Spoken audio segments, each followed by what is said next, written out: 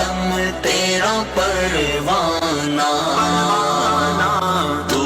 ماہ نبوت ہے، اے جلوائے جانانا تو شمع رسالت ہے، عالم تیرا پروانہ تو ماہ نبوت ہے۔ اس وقت ناظرین ہمارے ساتھ موجود ہیں دعوت اسلامی کے مرکزی ترجمان عبدالحبیب اتاری صاحب، اور اتاری صاحب ترجمانی بھی کر رہے ہیں اور ساتھ ساتھ ماشاءاللہ دین کا جو علم ہے، اپنا جو ان کا چینل ہے مدنی چینل، اس پر ان کے بیانات اکثر اوقات نشر ہوتے ہیں۔ بہت شکریہ اتاری صاحب۔ اتاری صاحب یہ بتائیے گا کہ آج آپ جو کنونشن کا انعقاد کر رہے ہیں اور ہم دیکھ رہے ہیں کہ آپ کا اپنا ایک دینی مدارس کا بورڈ ہے، یہ بتائیے گا کہ کتنے طلباء اور کتنی طالبات آپ کے ہاں زیر تعلیم ہیں، اور آج کا جو ایونٹ ہے وہ بنیادی طور پہ کیا ہے؟ بسم اللہ الرحمن الرحیم۔ الحمدللہ دعوت اسلامی کا جو کنز المدارس بورڈ ہے، پہلے میں آپ کو یہ بتاتا چلوں کہ دعوت اسلامی کے کم و بیش 14,000 کے قریب مدارس اور جامعات ملک اور بیرون ملک میں موجود ہیں، اور کنز المدارس بورڈ کے اندر نہ صرف دعوت اسلامی کے جامعات اور مدارس ایفیلیٹڈ ہیں بلکہ دیگر عاشقان رسول کے مدارس بھی ایفیلیٹڈ ہیں۔ تو آپ کہہ سکتے ہیں کہ لاکھوں لاکھ طلباء اس ادارے سے وابستہ ہیں، اور آج ایک جو سیریمنی ہے، خوشی کا سما ہے کہ اس میں بڑی تعداد میں وہ بچے جن کو آج ایوارڈ دیے جائیں گے جنہوں نے پورے پاکستان میں ٹاپ پوزیشنز حاصل کی ہیں، جس میں تخصصات بھی ہیں، یعنی اسپیشلائزیشن بھی ہے، پھر دور حدیث کے طلباء ہیں، پھر ماشاءاللہ ایسے حفظ کے طلباء بھی ہیں جنہوں نے چند مہینوں میں 4-5 مہینوں میں حفظ قرآن مکمل کیا ہے، تو ان کی بھی ماشاءاللہ ایوارڈ سیریمنی ہے۔ اور اس خوبصورت موقع پر جو پوری دعوت اسلامی کی مرکزی مجلس شورا کے نگران ہیں مولانا حاجی عمران اتاری صاحب، ان کا بھی بیان ہوگا، اور کنز المدارس بورڈ کے جو شریعہ ایڈوائزری بورڈ کے ہیڈ ہیں قبلہ مفتی قاسم صاحب جو مفسر قرآن بھی ہیں، ان کا بھی بیان ہوگا، اور انشاءاللہ یہ سیریمنی اس سلسلے میں ہے۔ اچھا طاری صاحب، مجھے یہ بتائیے گا کہ کیا فرق ہے اور کیا خاصیت ہے یا جوہر خاص کیا ہے دعوت اسلامی کے مدارس میں اور جو باقی مدارس ہیں ان میں؟ دیکھیں، ہم کسی کے ساتھ کمپیریزن یا کمپٹیشن کے لیے تو آئے نہیں ہیں۔ دعوت اسلامی کے مدارس میں الحمدللہ ہماری کوشش یہ ہوتی ہے کہ تعلیم کے ساتھ ساتھ تربیت پر جو ہے وہ توجہ دی جائے، کیونکہ تعلیم تو بہت ساری جگہوں پر ہے، تربیت کی بہت زیادہ ضرورت ہے، اور نبی پاک علیہ الصلوۃ والسلام کے اسوہ حسنہ پر، آپ کی سیرت پر چل کر ایک اچھا نیک اور عاشق رسول عالم دین اس امت کو دیا جائے، ایک ایسا رہنما دیا جائے جو لوگوں کے لیے آگے جا کر رول ماڈل بنے۔ تو یہ الحمدللہ ہمارے مدارس کا مین گول ہے۔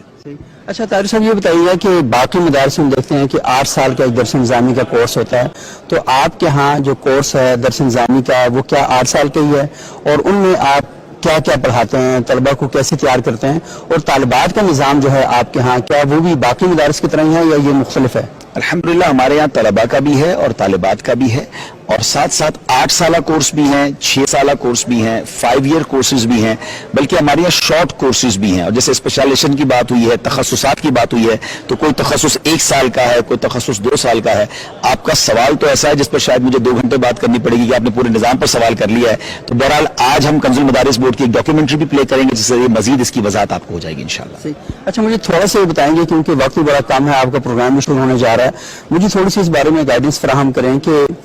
کیا کیا کام کرتی ہے آپ دعوت اسلامی کے مرکزی ترجمان ہیں، دعوت اسلامی کے جو بڑے کام ہیں وہ کون کون سے ہیں، اور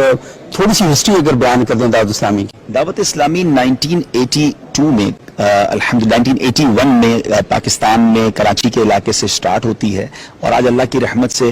تقریباً 42-43 سال کے عرصے میں 150 کے قریب ممالک میں ہم پہنچ چکے ہیں الحمدللہ۔ جیسے میں نے آپ کو بتایا کہ 14,000 کے قریب مدارس ہیں، 5 لاکھ سے زیادہ اسٹوڈنٹ بغیر کسی فیس کے تعلیم حاصل کر رہے ہیں۔ ہمارے انگلش میڈیم اسکول ہیں جو اسلامک انگلش میڈیم اسکول ہیں، اس کی 150 برانچز ہیں، 35,000 کے قریب اسٹوڈنٹ اس میں پڑھ رہے ہیں۔ پھر اگر آپ بات کریں تو ہم سال کی اپروکسیمیٹلی 600 مسجدیں بناتے ہیں۔ پھر اس کے بعد آگے چلیں تو ویلفیئر کے اتنے سارے کام ہیں جو ازہر من الشمس ہیں، ہم 3 ملین سے زیادہ پاکستان میں پودے لگا چکے ہیں۔ ہمارا نعرہ ہے پودا لگانا ہے، درخت بنانا ہے۔ تھیلیسیمیا کے مریض بچوں کو 60,000 سے زیادہ خون کی بوٹلز دے چکے ہیں۔ پھر سیلاب آیا پاکستان میں تو 15,000 گھروں کا ٹارگٹ تھا، 6,000 گھر ہم ڈیلیور کر چکے ہیں، باقی گھر بن رہے ہیں۔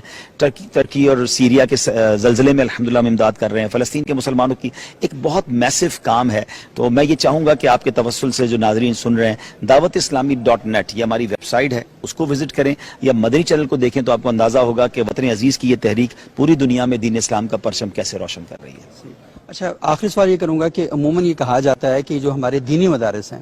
ان کے ہاں عصری تعلیم کا کوئی بندوبست نہیں ہوتا، اور جب عصری تعلیم کا نہیں بندوبست ہوتا تو مدارس کے بچے دینی ماحول میں پروان تو چڑھتے ہیں لیکن عصر حاضر کے جو تقاضے ان سے ناآشنا ہوتے ہیں۔ تو مجھے اول تو یہ بتائیے گا کیا یہ نقطہ اعتراض جو ہے یہ درست ہے یا نہیں ہے، اور دعوت اسلامی اس خلا کو پر کرنے میں کیا کردار ادا کر رہی ہے؟ میں تو پہلے ہی بتا چکا ہوں کہ دعوت اسلامی کے اپنے انگلش میڈیم اسلامک اسکول ہیں، مگر ہمارے مدارس کے اندر بھی عصری تعلیم ہے، اور بلکہ آپ کو آج انشاءاللہ آپ دیکھیں گے ایک گولڈ میڈلسٹ کو ہم انعام دیں گے جس نے ہمارے مدرسے میں میٹرک کا امتحان دیا اور پاکستان سے گولڈ میڈل حاصل کیا۔ تو طلباء دین کسی معاملے میں پیچھے نہیں ہیں، اگر ان کو دنیاوی تعلیم بھی دی جائے تو وہ بینچ مارک طے کرتے ہیں۔ ہمارے اسکول ہمارے مدرسے سے کرنے والے میٹرک کے طلباء نے کتنی اے پوزیشنز حاصل کی ہیں وہ آج آپ دیکھیں گے۔ اس سوال کا جواب پروگرام کے بعد میرا خیال ہے آپ مجھ سے زیادہ اچھا دیں گے انشاءاللہ۔ بہت بہت شکریہ۔